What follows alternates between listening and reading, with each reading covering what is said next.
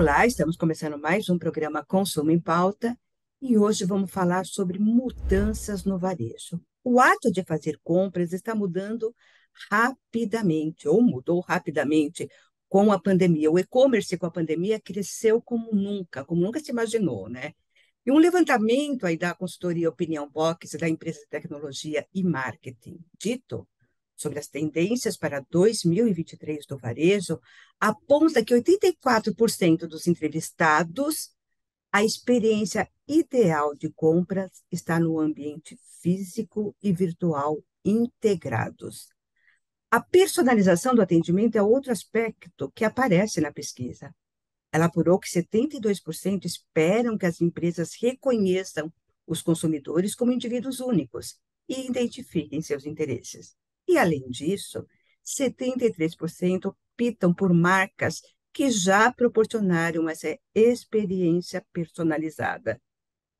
Agora, será que as lojas e serviços físicos e virtuais estão voltados para o bem-estar do consumidor? Estão oferecendo ambientes acessíveis, calmos, com informação, com atendimento personalizado? Quem vai comentar sobre essas tendências com a gente é a Flávia Mardegan. Ela é bacharel em administração de empresas e uma super especialista em vendas e pós-vendas. E ela já está aqui conosco. Flávia, seja bem-vinda ao programa Consumo em Pauta. Muito obrigada por ter aceitado o nosso convite. Obrigado, Ângela. Olá, todo mundo. Para mim é um prazer estar aqui falando para você, é uma honra. Muito obrigada pelo convite. Varejo é teu mundo, Varejo é meu mundo há 27 anos. tá? E você, além de vivenciar, trabalhar nessa área, você escreve também sobre varejo, é isso? Escrevo. Eu vim, né, começo a minha carreira aí na área comercial, né, onde eu desenvolvi toda uma trajetória. E depois, há 10 anos atrás, na verdade, né, 18 anos quase, eu já montei minha consultoria, né, onde eu trago toda a parte de pesquisa em varejo, treinamento e desenvolvimento de equipe comerciais, tanto da parte da venda quanto do pós-venda. Então, toda a equipe que tem, de alguma forma, interface com o cliente, que tiver algum contato com o cliente, é a área onde eu atuo, onde eu dou treinamento, desenvolvimento, enfim. Ou seja, você trabalha com o fornecedor, vamos dizer assim, mas o teu olho está no consumidor. Ou seja, esse fornecedor tem que atender muito bem esse consumidor e você ensina ou passa essas técnicas, as melhores práticas, para que o consumidor saia feliz daquela compra. É isso. A gente É pode isso, resumir porque como isso? pode, porque a gente precisa o quê? Na verdade, preparar esse lojista, esse varejista, né, para entregar uma experiência que de fato seja memorável para esse cliente, né? Porque muitas vezes assim as empresas criam experiências bacanas, mas elas não preparam o seu colaborador para entregar essa experiência que de fato vai encantar. E o consumidor está exigindo isso, né? Está exigindo. E você sabe, Ângela, assim, um dado interessante, eu acompanho a NRF. Para quem não conhece, a NRF é o maior evento de vendas e varejo do mundo, que acontece sempre em janeiro em Nova York, né? E faz 3 anos, assim, que o fator humano vem sendo bastante discutido, né? Porque antigamente se discutia muito qual é o papel da loja física, vai ter loja física, não vai ter, vai ser tudo online, vai acabar o mundo físico, todas essas discussões, né? Envolvendo tecnologia, consumo, lojas autossuficientes, né? Enfim. E de 3 anos para cá a gente vem ouvindo muito discussões sobre o humano, né? Eu falo, graças a Deus eles estão colocando o humano dentro do processo, porque quem vai oferecer essa experiência que os CEOs, as empresas ficam criando são as pessoas, né? São os colaboradores. Quem vai oferecer são os colaboradores e quem vai usufruir é o consumidor. Ou seja, tem um humano dos dois lados, né? É isso aí, é isso aí. E cada Existe... vez mais, Pode falar. e cada vez mais o humano como destaque. Né? A gente vem discutindo muito, eu venho falando muito, né? Eu não tenho do outro lado um cliente, eu tenho de outro lado uma pessoa, né? Que quer um atendimento personalizado, um atendimento humanizado, um atendimento de fato olhado para as necessidades dele, né? Então, eu falo, hoje a gente não tem mais cliente do outro lado, a gente tem uma pessoa e eu preciso acolher essa pessoa. Interessante esse processo, né? Porque no momento em que o e-commerce explodiu e que o consumidor está buscando um relacionamento mais virtual do que físico, entra essa ideia ou entra essas experiências do humano, a necessidade de valorizar o humano. É um paradoxo isso, não? É, a gente vinha com uma tendência bem devagar, pré-pandemia, né, de haver essa transformação, e eu acho que a pandemia só acelerou, né, essa transformação, né, de olhar para si. Eu acho que as pessoas puderam ficar em casa, então, por mais que elas tiveram ali um aumento no consumo digital, elas começaram a olhar para suas necessidades como pessoa, né? E isso que, assim, o varejo está começando a entender como navegar para entregar uma experiência humana, muitas vezes dentro de um ambiente digital. Bem interessante. Agora, temos várias pesquisas aí que apontam as tendências para o varejo neste ano. Quais são essas tendências? O que muda em relação ao ano passado para esse? E tem alguma coisa assim de grande destaque?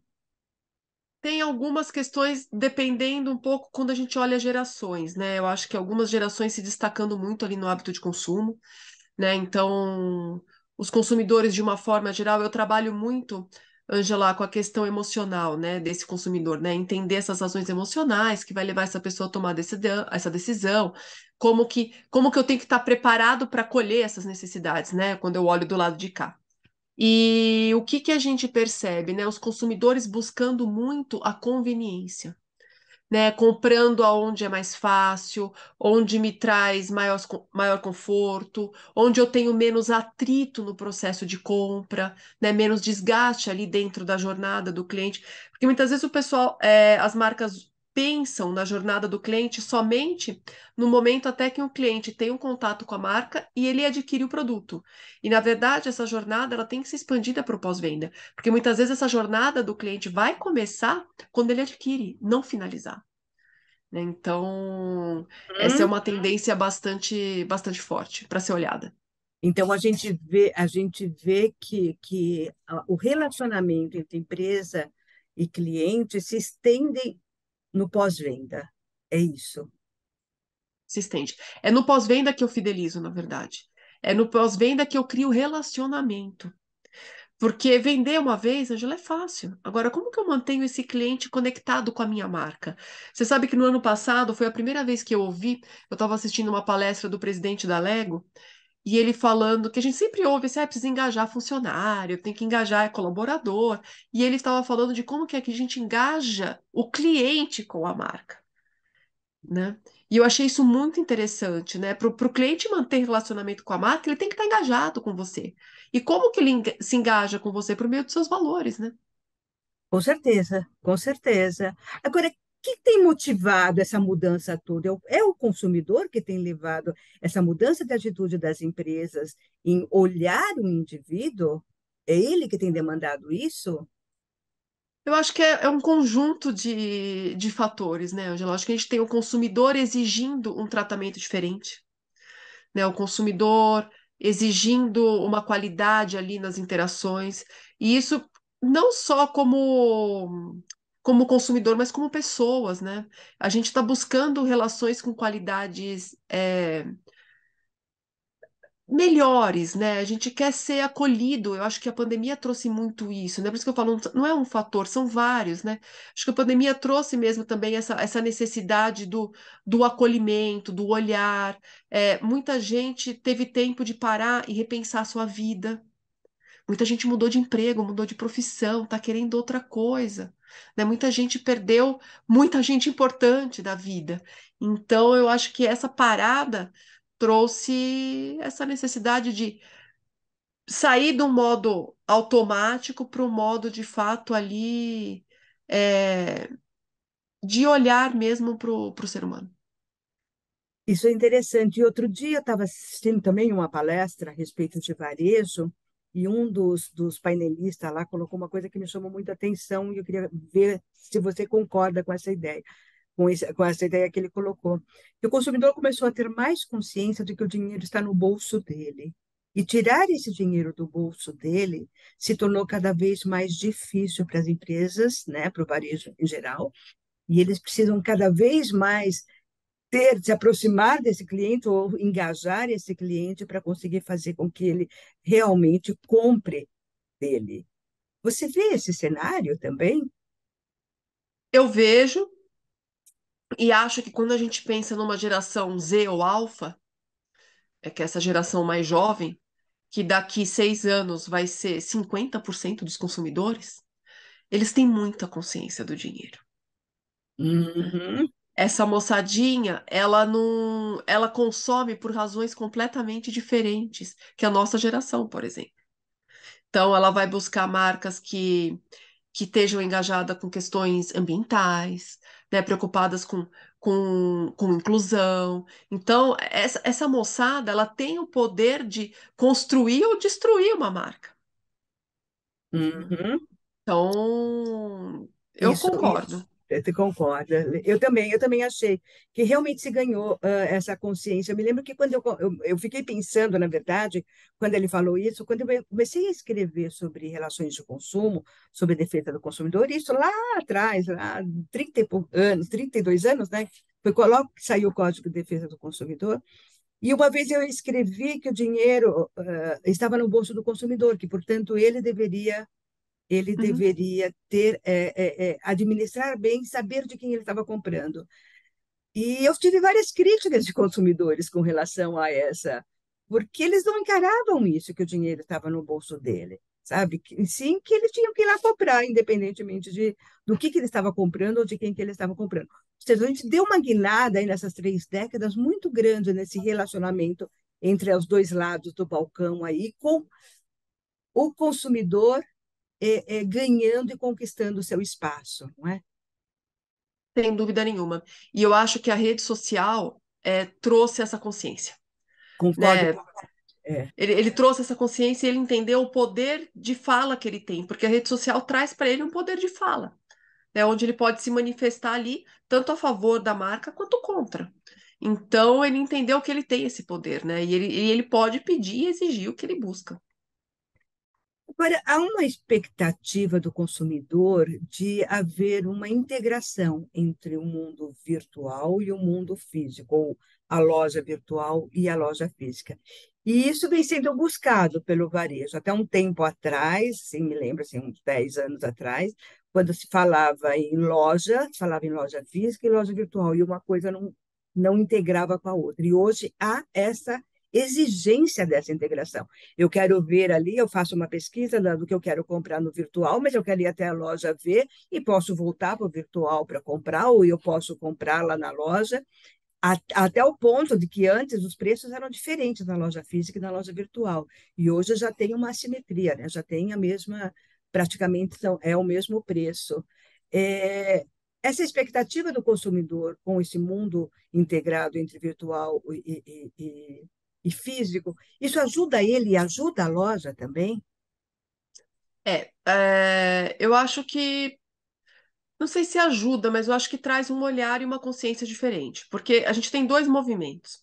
A gente tem o movimento de o consumidor começar o relacionamento e começar a decisão de compra dele no digital e ir para o físico, né? Então, eu tenho ali um primeiro contato com a marca, muitas vezes no digital, eu procuro informação, eu pesquiso sobre esse produto e vou até a loja para adquiri-lo, né? E outro grande movimento são as flagships, né? Que são grandes lojas, né? Grandes é, espaços onde são lançados, né? Onde são feitos os lançamentos dos produtos e esse consumidor vai até lá para experienciar o produto. Então, se eu tenho, por exemplo, uma flagship, vamos pensar o caso aqui na Dolby Digital, né? Ele vai lá para sentir o sistema de som. Aonde ele vai comprar, a Dolby Digital não está preocupada. Ela pode comprar em qualquer e-commerce, ela pode comprar onde ela quiser, mas a experiência é no físico. Então, eu acho que a gente tem esses dois movimentos. O cliente começando a compra no digital na verdade, dois não, três, né? Comprando no começando no digital e comprando no físico, começando a experiência no físico e comprando no digital, e muitas vezes comprando direto no digital. Tá? Você falou aí da NRF.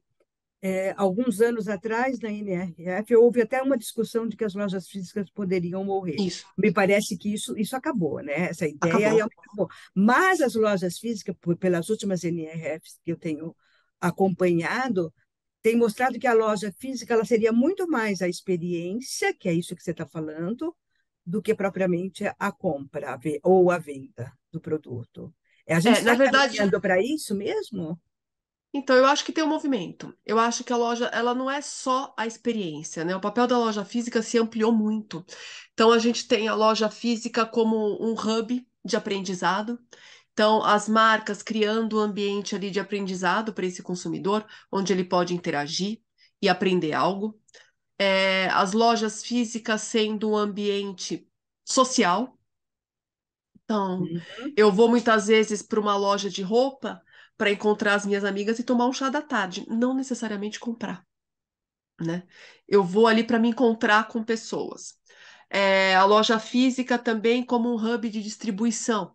Então, eu tenho ali um comércio local, onde a minha loja local dentro do bairro, ela vira um ponto de distribuição, que é o que uma grande tendência, que é o que eles chamam de uma tendência glocal.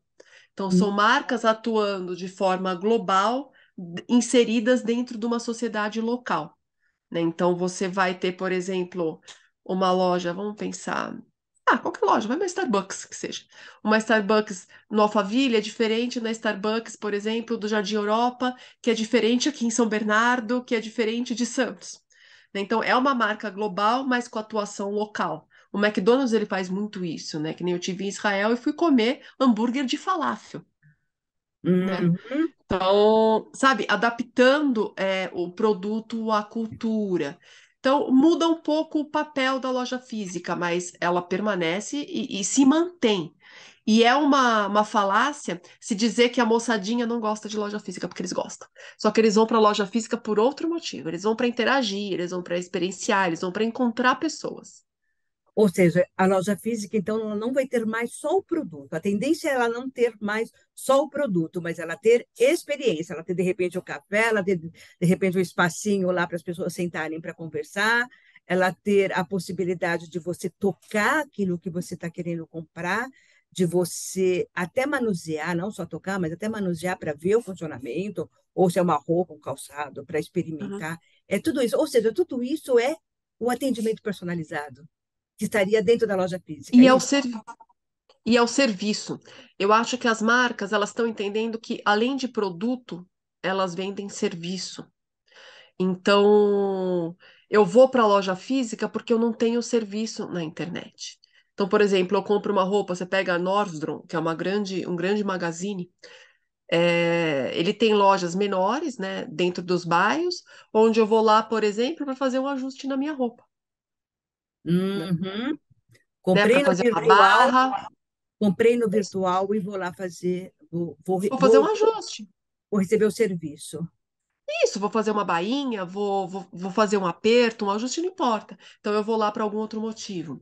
Eu vou lá, por exemplo, porque lá é um ponto de coleta numa ação social. Então, eu vou para a loja física para, de repente, fazer alguma doação, ou enfim, né, para interagir de uma outra forma, não necessariamente só com produto.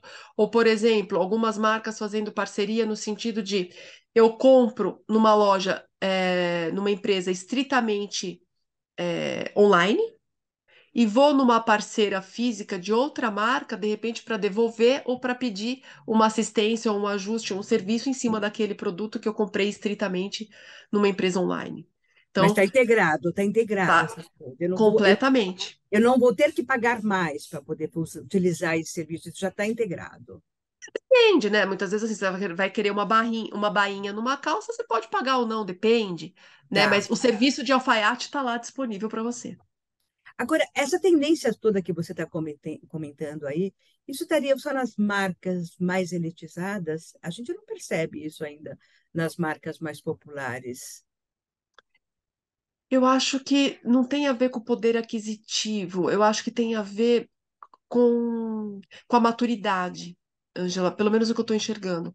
Eu acho que marcas novas, que nem eu sou muito frequentadora dessas feiras, sabe? Que unem vários produtos de várias marcas jovens. Uhum. Então, você vê essas marcas jovens, independente do valor do produto, né? Do quanto aquele produto custa, já com essa preocupação, né? Então, o empreendedor individual que está ali fazendo o seu artesanato, fazendo a sua comida, fazendo o seu produto, já pensando em entregar algo diferente, independente de quanto custa, né? Tá, mas as lojas de massa, vamos falar assim, as lojas de massa, elas ainda Uhum, continuam no sistema antigo, embora continua.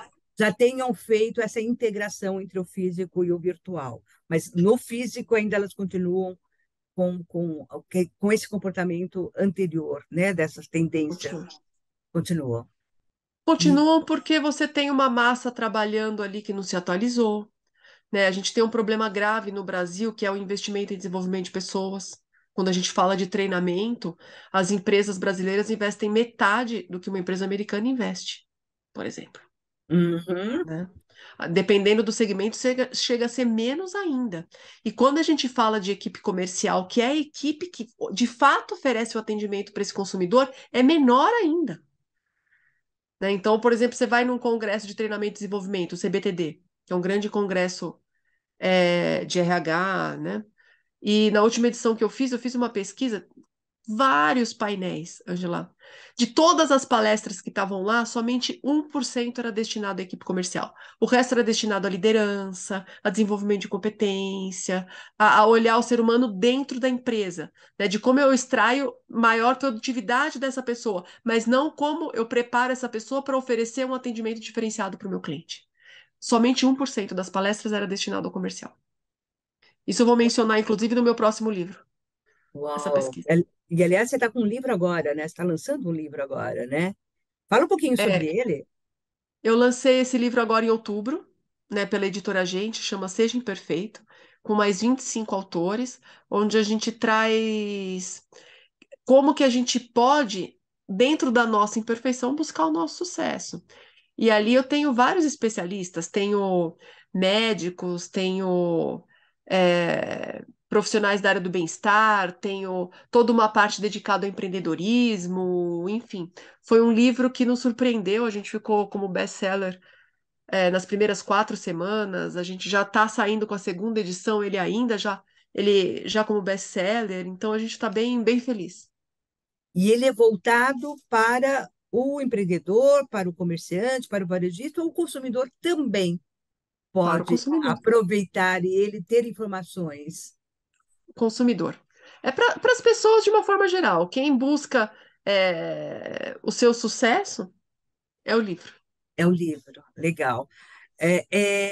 Pela tua experiência nessa área, quando um consumidor entra numa loja e ele tem essa experiência boa, essa experiência positiva, né? Ele começa a descartar as lojas que não oferecem mais isso para ele, ele consegue perceber essa diferença de atendimento, de personalização, de humanização, e ele pode optar e não mais ir para aquela loja que não está oferecendo isso. Ou seja, é um risco para o varejo que não está acompanhando esse processo de humanização. Sem dúvida nenhuma. Sem dúvida nenhuma, porque as pessoas estão buscando o serviço, né? Elas estão buscando a qualidade da interação, mais do que o Hum, produto. E o consumidor ele está pagando mais caro por uma experiência bacana. tá. O que antes, assim, era muito, pessoal, é preço, é preço. Não, não é preço. Hoje é experiência. Para você ter ideia, o preço é o quinto item no fator decisório de um cliente para comprar. Então, me fala quais são os outros quatro primeiros. A gente tem a experiência, a gente tem a qualidade do produto, a gente tem. É que varia um pouquinho de cliente para cliente, mas a gente tem a facilidade, a conveniência em comprar, né? Então, todos esses fatores eles acabam vindo antes do preço. A qualidade do atendimento, enfim. A qualidade do produto, a qualidade do atendimento, a experiência, a facilidade, depois vai vir o preço. Tá, e depois de preço ainda tem alguma outra? Item Mas ou aí é é muito muito menor, é muito menor. irrelevante, né? Tá. Ou seja, O varejo tem que começar, tem que realmente olhar para essas novas tendências dentro do varejo, o lojista tem que olhar isso, e o consumidor também tem que experimentar essa novidade. Aquele que ainda não experimentou, de buscar essas novidades no atendimento, na compra, nos meios de pagamento, né, que também eu sei que é um outro ponto bem discutido aí no varejo. O consumidor, ele tem. É que a gente compra por hábito, né? Então a gente está acostumado com aquela marca e a gente acaba mantendo esse relacionamento. Mas eu acho que hoje, assim, aqui no Brasil, a gente tem muita oportunidade de experimentar algo diferente. A gente tem marcas fazendo coisas diferentes, entregando algo diferente para o seu cliente. Só precisa o consumidor estar aberto e buscar, né? Tá aberto a experimentar, né? Tá aberto para o novo, que eu acho que ele vai se surpreender bastante. Resumindo, então, tudo o que a gente disse aqui, para a gente já encerrando a nosso bate-papo, a grande tendência, então, para o varejo em 2023 é a humanização. É isso. Quando a gente está falando de humanização, a gente está falando de uma aproximação aí dos dois lados do balcão, com os dois saindo satisfeitos dessa relação. É isso. Isso. É o olhar para a pessoa antes de olhar para o cliente, né? Porque eu não posso esquecer que eu tenho um cliente, mas ali eu tenho uma pessoa que vai tomar uma decisão em cima dos valores dela. E se eu não olhar para essa pessoa, eu não vou conseguir atingir o coração dela. Porque a gente saiu, Ângela, da era do conhecimento, onde a gente valia pelo que a gente sabia. E agora a gente entra na era da economia emocional, que a gente vale pela nossa capacidade de tocar o coração das pessoas. Então, se eu não desenvolver isso, eu tô com prazo de validade contado. Então, varejistas, vamos olhar para isso e consumidores, vamos também fazer a nossa parte, né? De querer ser atendido de forma humana, né? Individualizada, com um relacionamento que possa trazer bem-estar aí para você também, né? Acho que esses dois lados têm que estar em sintonia total, né? E é importante o consumidor dar feedback para as empresas. Porque eu, nas consultorias, a gente faz pesquisa de satisfação e, às vezes, muitas vezes, é difícil para a gente conseguir arrancar uma resposta desse consumidor. Então, é importante que o consumidor também verbalize o que ele quer para a marca, né? Que ele Uhum. cocrie junto com a marca, que ele participe, que ele se envolva, que ele diga como ele quer ser atendido, né? Porque muitas vezes a empresa não oferece o melhor porque ela não sabe que é o que o consumidor quer, né? Então, é Demandar. importante que o consumidor fale. Ele fale o que ele quer. E demande esse atendimento mais humanizado, esse atendimento mais conveniente para ele, além, claro, de Uhum. outros itens, né? Um produto de qualidade, um Sim. preço acessível e tudo mais. Muito bom, Flávia. Muito obrigada por esse nosso bate-papo, por essas informações. Eu gostei muito e acho que a gente acaba sempre agregando. Agregar informação, assim, para mim, é fundamental na vida. Uhum. Para mim também, né? Eu venho da área do desenvolvimento humano, né? Então, para mim foi um prazer, Ângela, compartilhar esses 30 minutos com você, e com o seu público. E quem quiser saber mais sobre meu trabalho, pode entrar no meu Instagram, no MardeganTR. Quem tiver dúvida, pode me mandar inbox que eu faço questão de responder para todo mundo. Ótimo. Muito legal. E a gente vai colocar, claro, todos os teus endereços no texto que a gente vai produzir também. Então, quem quiser entrar em contato com você vai ter esse acesso fácil, fácil, tá? Muito obrigada. E a gente termina mais um programa Consumo em Pauta. Conversamos hoje com a Flávia Mardegan, que é bacharel em administração de empresa e especialista em vendas e pós-venda. E ela falou um pouquinho para a gente sobre as tendências para o varejo em 2023. E o grande ponto aí que ela levantou foi a humanização no atendimento. Voltamos na próxima semana. Até lá.